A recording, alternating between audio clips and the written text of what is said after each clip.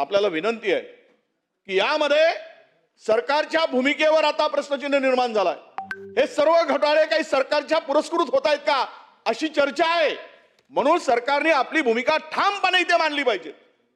हे कुणाची चूक आहे याचे धागेदोरे कुठपर्यंत गेले आहेत? हे पेपर या राज्यामध्ये तयार केले का? कदाचित हे पेपर बाहेर राज्यामध्ये गेले असतात। जी चौकशीचे सूत्रधार आता मिळालेत, काही पहिल्यांदा जे 3 आरोपी पकडले गेलेत ते आरोपी सगळे बाहेर राज्याशी कनेक्ट आहे आणि बाहेर राज्यातून म्हणजे त्यांचं कनेक्शन बाहेर राज्यातील। कदाचित राज्यामध्ये आपण पेपर तयार करू शकत नाही, हे पेपर छापले तयार होऊ शकत नाही, बाहेर राज्याची मदत घ्यावी लागते का याच्यासाठी?